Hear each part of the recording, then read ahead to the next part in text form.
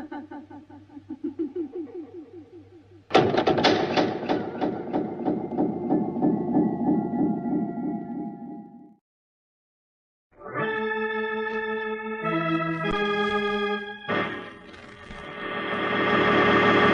New York City, the makers of Clipper Craft Clothes for Men and 1,036 leading retail stores from coast to coast present the world's most famous detective, Sherlock Holmes.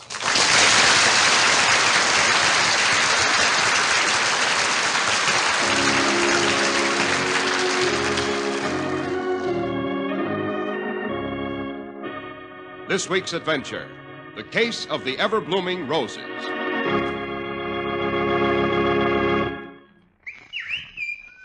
Well, here we are again in Dr. Watson's delightful study. Just outside the open window, a black-winged pinobler is singing his evensong from a branch thick with blossoms. We would say it is heavy with May, Mr. Harris. It's the charming custom in England to refer to all the lovely flowering that bursts into bloom at this time as the May. Of course, I never thought of it, Dr. Watson, but that must be where this month gets its name. Right. In the British Isles, May is also a very charming and popular feminine given name. Yes, I think I'll tell you of a particularly lovely young thing called May who narrowly escaped death, and all because of a spray of yellow roses that refused to wither. Sounds quite poetic, Dr. Watson. Macabre would be a better description, Mr. Harris. It all occurred in May. May, when nature sheds its winter garment. Yes, and nature isn't the only one to feel that urge, I gather.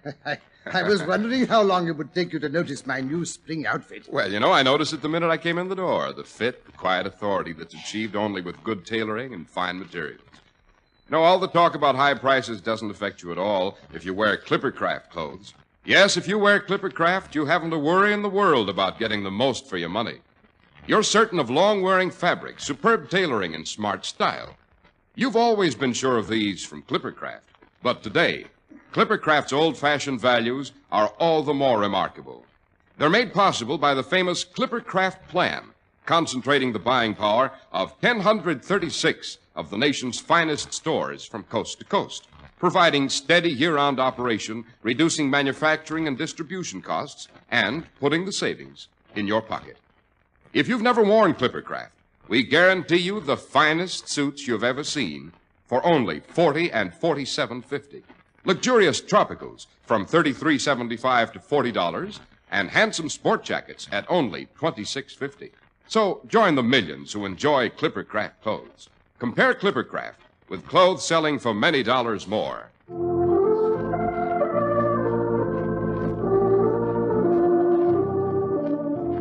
Now, Doctor, back to the charming lady who was named for this verdant month. May.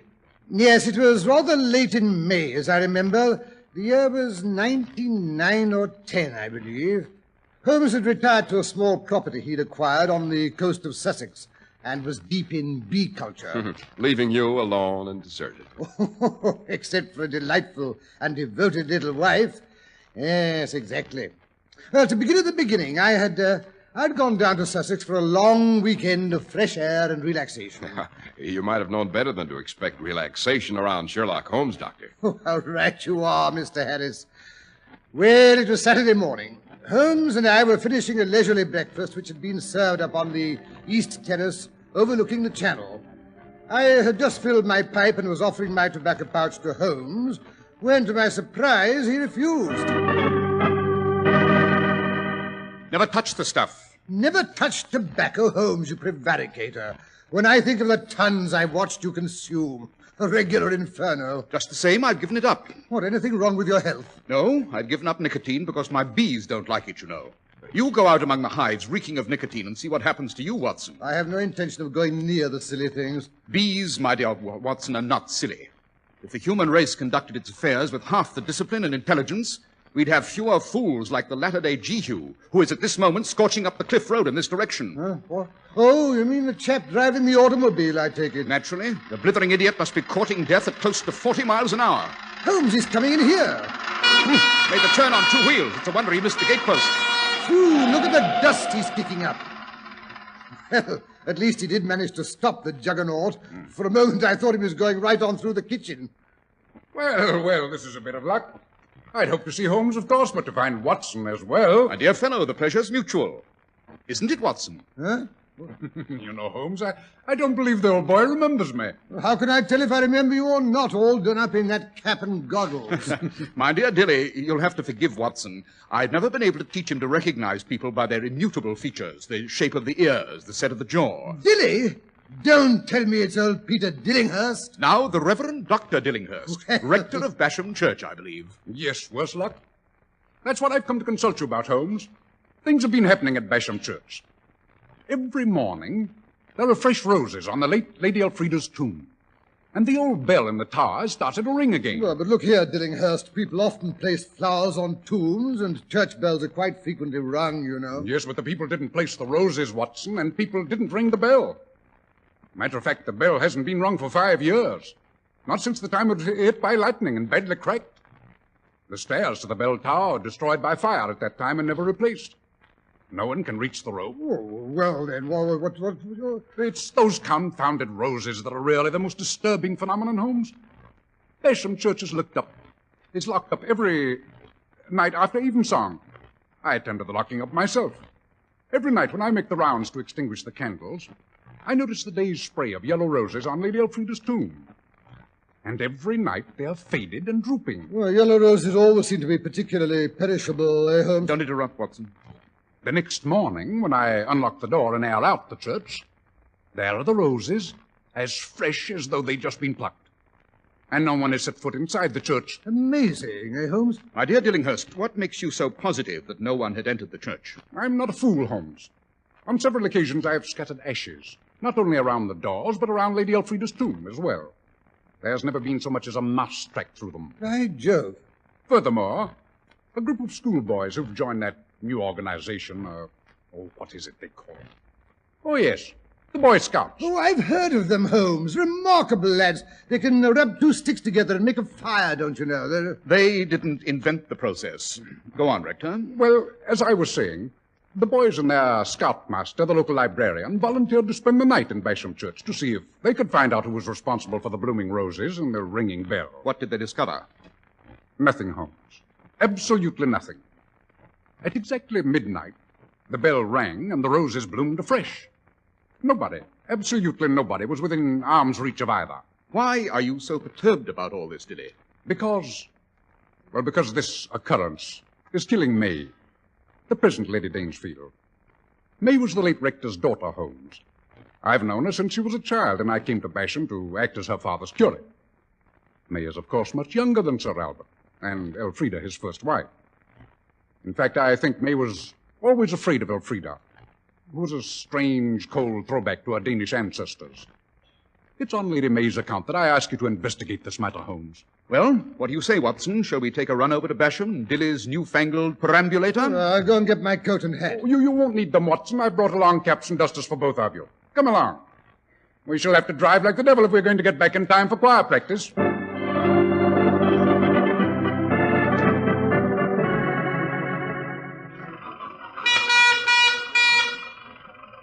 Hens.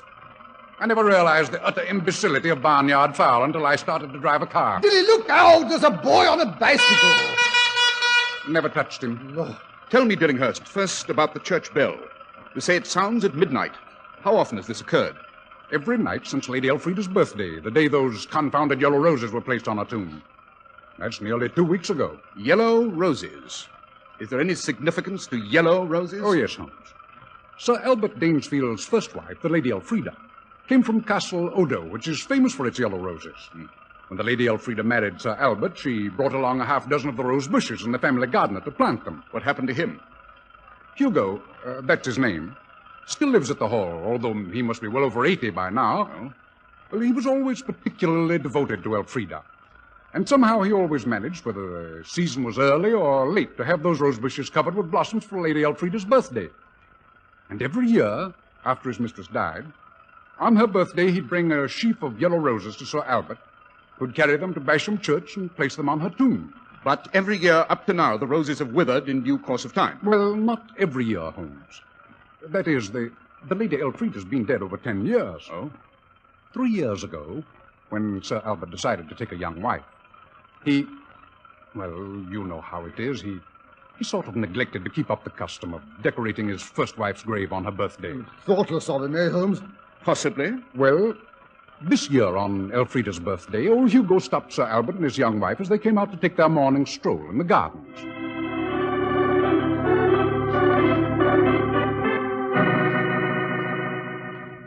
Morning, Hugo. Oh, Hugo, how beautiful. Look, Albert, the lovely yellow roses. Are they for me, Hugo? No, Mum. Begging your ladyship's pardon. They're for her whose birthday this is. They're for her who loved and tended them, and who lies in her grave in Basham Church, buried there before her time was due. That will do, Hugo. If you take my advice, sir, you'll not forget to take her the flowers she loved this day. The Lady Elfrida was not one to take a slight without getting her own back. Rubbish. You can't bullyrag me, Hugo. Life is for the living. But we all must die sometime, Sir Albert. Give me the flowers, Hugo. I'll see they're placed on Lady Elfrida's grave. Thank you, ladyship. And may heaven protect you better than it did her. Really, May, my dear, this is a bit Oh, ridiculous. please, Albert. I'd like to put these on Elfrida's grave. They're beautiful this year, and it means so much to poor old Hugo. Are you sure that's why you're doing it, my dear? What do you mean? Are you sure it's not because you're still a bit afraid of Elfrida? Well, maybe it's for both reasons, Albert.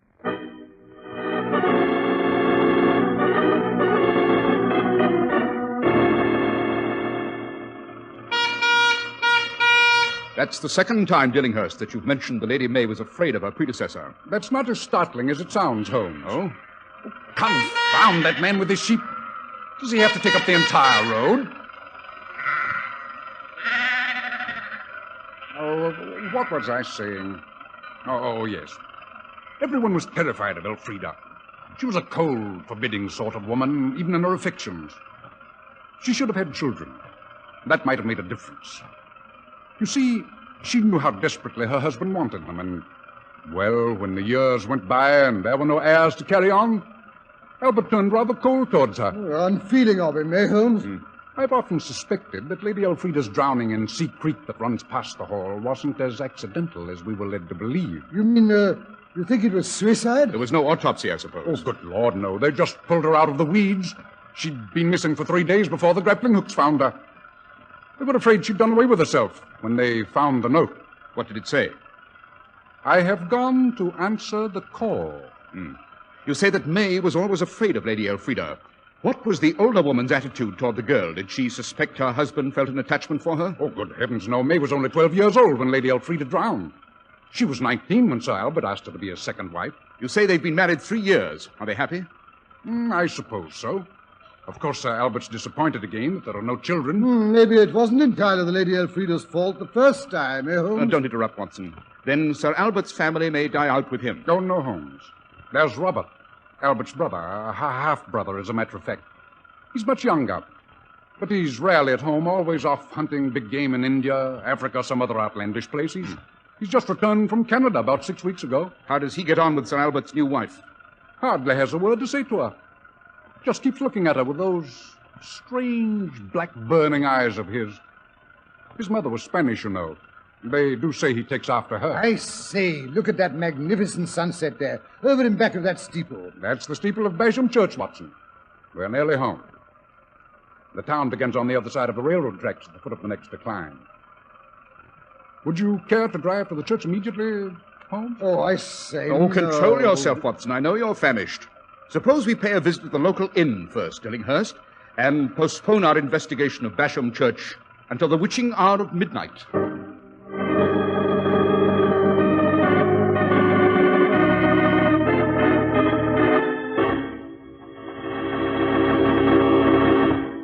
Despite rising costs of materials and manufacturing, you still get the most for your money if you insist on Clippercraft clothes. Clippercraft's values are so remarkable that people constantly ask us how we do it. Well, the answer is the Clippercraft plan, which, from a production standpoint, simply has modernized the fine old craft of clothes making. It brings you these amazing savings by concentrating the buying power of 1,036 of the nation's finest stores from coast to coast. Your own leading local establishment, the store you can trust. When you see these remarkable suits at only $40 and $47.50, fine tropicals at only $33.75 to $40, and sport jackets at only $26.50, why, you'll be high on Clipper Craft forevermore. For selling expensive clothes at inexpensive low prices at the nation's finest stores is the great big idea behind the Clipper Craft plan. That's why men who know insist on Clipper Craft clothes. So be sure to visit the Clipper Craft store in your city. These leading stores in the metropolitan area are proud to add their names to Clippercraft in your suits, top coats, sport jackets, and tropicals. In Manhattan, Saks 34th, Broadway at 34th. John Wanamaker Men's Stores, Broadway at 8th and 67 Liberty Street. In Brooklyn, Abraham and Strauss. In Newark, New Jersey, Boulevard Men's Shop, Kresge Newark. And in Jamaica, the B&B Clothes Shop, 16408 Jamaica Avenue.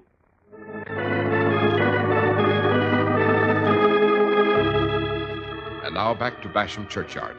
It is a few moments before midnight. The good rector, followed by two silhouettes, one tall and lank, the other rather more substantial, is picking his way through the moss-covered tombstones by the light of an old-fashioned lantern.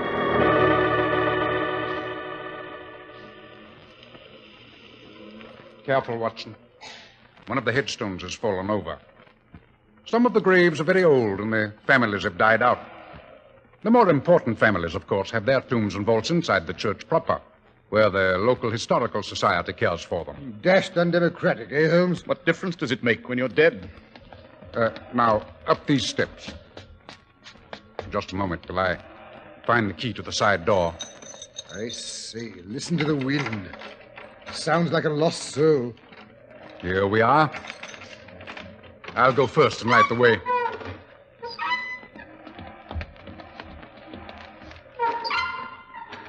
That hinge could do with a bit of oil, Dillinghurst. Good Lord! Phew. Something just swooped past my face. Probably a bat, Watson. Old churches are often inhabited by them. Yes, there's another hanging from that clerestory up there. This way, Holmes. I say, the old place looks much bigger and gloomier from the inside, eh, Holmes? Quite. Now we're standing directly under the belfry. If you look up, you can see the bell and the rotted end of the bell cord up there, completely out of reach. He's right, Holmes. No human hand could ring that bell. Oh! Hello, I slipped on something. Yes, there seem to be quite a few pebbles here on the floor. Bits of masonry are always coming loose, I'm afraid. One of them rather ruined the postmistress Easter bonnet. The Danesfield vault's up this way, to the left of the chancel. Basham Church is one of the oldest in all England. Here at the entrance to the choir lies the daughter of Canute, folded in her golden hair. It's still growing, they say. Every 100 years or so, they open up the tomb and cut a length of it off. I say, do you believe that? I don't know, Watson. I wasn't here at Basham at the beginning of the century. I'll let you know in the year 2000. At that ancient altar, Harold knelt before setting sail on his ill-fated voyage to Normandy. Here we are. The entrance to the Danesfield vault. One of the oldest family vaults in the entire church. It was completely filled long ago. The more recent members have been buried in the floor beside it. This is Lady Elfrida's tomb, here, with the wilted roses lying against the wall. Yes. Give me that lantern, Rector. Holmes, what are you doing with your stick? Testing the wall behind Elfrida's grave. Yes, quite solid. And the door leading down into the vault. Yes, hasn't been opened for years, I should say. No rust or dust on the grating.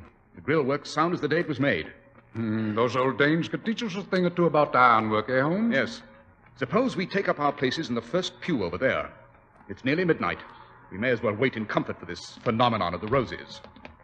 No, I have the strangest feeling that someone is watching us. Considering all the ancestors who lie buried here, is it any wonder? Oh, Holmes, really, you... Sit down, Watson, and stop fidgeting. Let's see. 20 seconds to midnight. This church is, of course, one of the old foundation. That's right, Holmes. 10 seconds. The important thing is to watch the roses. Don't take your eyes off them. 5 seconds. I hope this occurs on time. 3 seconds. 2. 1. Now. Midnight exactly. Holmes, look at the roses. They're fresh. They're absolutely blooming. Why, so they are. Let's have a look at them. Did either of you take your eyes off them? Well, just for a second, perhaps, when the bell rang. I'm afraid I'm guilty of that lapse as well. Lucky I was along, assuring us of at least one person who can concentrate. Yes, these roses are as fresh as they look. Remarkable. I think I'll take this one along for my buttonhole. Holmes, look here. Tomorrow morning, Rector, I think we shall take a look at the bushes that are supposed to have produced these very remarkable roses. That can be arranged, Holmes. Excellent. You know, Watson, there's only one thing more remarkable than the freshness of this rose. What's that? The time it chose to renew itself. But it was midnight exactly, as the rector told us. That's right, Holmes. You yourself said it was midnight by your own watch. That's what makes it so remarkable, my dear Rector. You see, my watch is 5 minutes fast.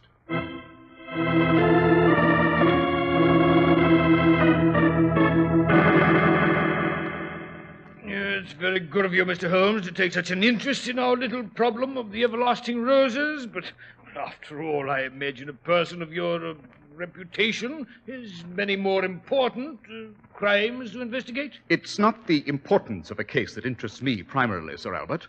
The Shah of Persia might be murdered in cold blood in Trafalgar Square, and I should probably pass by without a glance. But if a well-known member of a county family should, shall we say, go about popping off his neighbor's top hats with a slingshot, I might just possibly consider that worth investigating.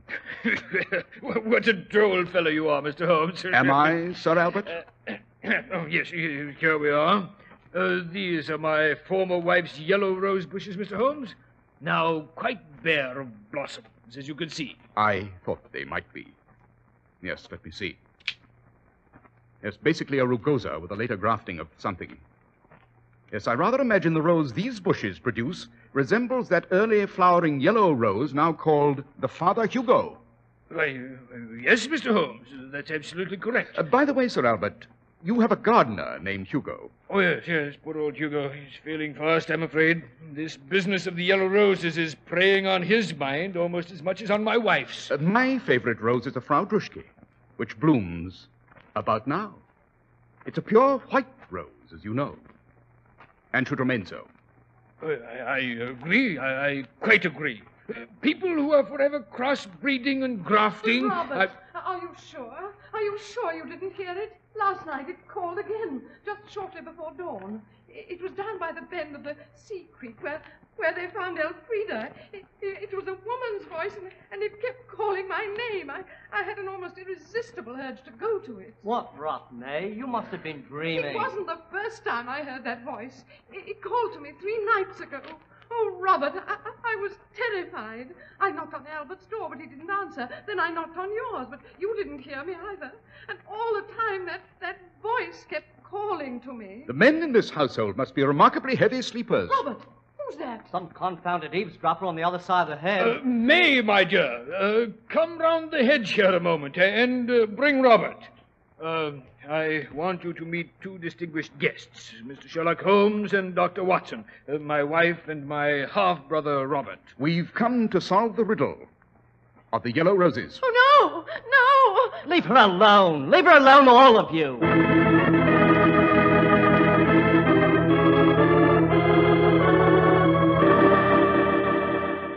Why you dragged me out here, Holmes, to sit in this blasted insect-ridden duck blind in the middle of the night. That rat, the blasted things. It's not even the duck hunting season. Exactly. Our object, my dear Watson, is to discover who and why someone's trying to frighten the Lady May out of her wits. Well, then you don't agree with her husband and her brother-in-law that the voice calling to her from the water was only a dream? The ringing bell and the Everblooming roses weren't a dream, Watson. Very well, then why not solve that mystery first? Oh, but it is solved, Watson. It's been solved since 5 minutes to midnight last night. How so? I was quite convinced that the trick of the bell and the roses were not 2, but 1. Any sleight-of-hand artist knows that the important thing is to divert his audience's attention at the moment his stunt is pulled. Hence the bell. Oh, I don't understand. My dear Watson, those smooth pebbles, one of which unbalanced you, those were what rang the bell. They were projected by a noiseless weapon, in short, a powerful slingshot. Our sleight-of-hand artist aimed his pebble through the grating of the Danesfield family vault. A second later, he shoved the fresh roses through with his foot as he picked up the old ones with his hand. Very quick, very neat. But how did he get inside of the vault? You saw the ashes around the entrance. There were no footprints but ours. Basham Church, as I said before, belongs to the old foundation. The Danesfield vault was undoubtedly used as a priest's hole during the religious wars. There's another entrance from the fields directly under the chancel. And you deliberately tricked the fellow into going off half-cocked 5 minutes ahead of time? Holmes, you are a wonder. Yes, I rather imagine there'll be no further nonsense in Basham Church. But that doesn't mean that Lady May is out of danger. The roses were meant to terrify her, you know. The poor woman's on the verge of a nervous breakdown, or worse. Well, then, why not let me take over? No, Watson, not until we can prove who it is who's threatening her. By Jove, of course. The brother. He wants her out of the way so there can be no possible heir except himself. The roses, by the way, were white roses dyed yellow, inasmuch as the yellow rose bushes had ceased to... May, come to me, May. Good Lord, Holmes, did you hear that? May, come to me, come. Yes, I suspected as much. It's coming from the marshes on the other side of the stream. The tide's high now. The stream's deep. He would wait for that. May. Here she comes now. The Lady May. She's all in white, Holmes. She looks as if she were sleepwalking. Look, she's heading for that boat tied to the landing. Yes. Yes. Now someone's following her into the shadows. It's Robert, the half-brother. He's carrying a gun. Holmes, we must stop him before he does her any harm. Leave him alone, Watson. He knows what he's doing. May, come to me, May. The Lady May's getting to the rowboat. She's pulling it out into the stream. She's in trouble, Holmes. Yes. There were fresh holes bored just above the waterline. When she stepped into the boat, it started to fill. Help me! Somebody! Help! Holmes, we must save her. It's all right, May. I'm coming. Relax, Watson. Robert's going after her. The situation is well in hand. That's what I was waiting for. Now, Watson, we can go home. But you heard that scream. A man was shot over there in the marshes. Right. It was Sir Albert who was luring his second wife to her death by the same means he used to do away with his first. He was shot by the one person who suspected that death was not suicide. When he saw him try it again, he killed him. But Robert couldn't have shot his brother, Holmes. He left his gun on the bank when he went to rescue the Lady May. Right, Watson. Yes, I think that when Sir Albert's body is discovered, it will be found he was shot by his own fowling piece at close range. The coroner will probably decide it was a hunting accident.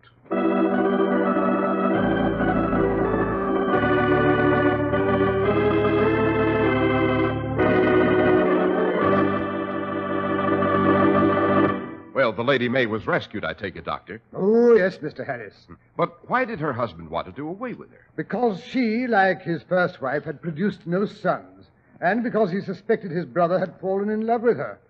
As a matter of fact, the Lady May married Sir Robert, and in due course of time they had 5 bouncing offspring, all boys. Well, good for her. But, Doctor, who did shoot Sir Albert? Well, Holmes took no interest whatever in solving that mystery. Of course, I always had my suspicions. You mean the old boy who had the same name as the Yellow Roses? Possibly, Mr. Harris, possibly. I see. And now, Dr. Watson, what story are you going to tell us next week? Now, let me see. Next week, I think I'll tell how Sherlock Holmes outwitted 2 of Europe's most famous jewel thieves and confidence tricksters by beating them at their own game on the platform at Waterloo Station. Yes, the story concerns a missing parrot and a lady who played a nasty trick on me by means of her false teeth. I call it the case of the accommodating valise.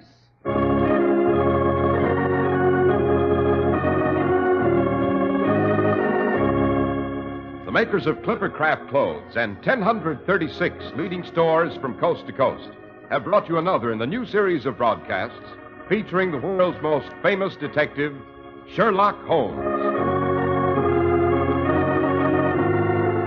Our stories are based upon the character Sherlock Holmes, created by Sir Arthur Conan Doyle. Sherlock Holmes is played by John Stanley, Dr. Watson by Alfred Shirley, and the dramatizations are by Edith Meiser. Sherlock Holmes is produced and directed by Basil Lochran, with special music by Albert Berman.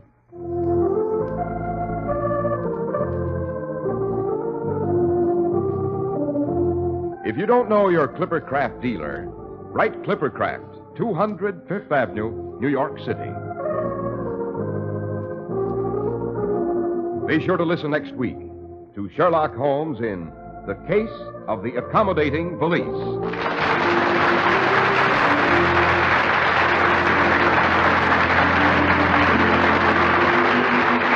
This is Cy Harris speaking for Clippercraft Clothes.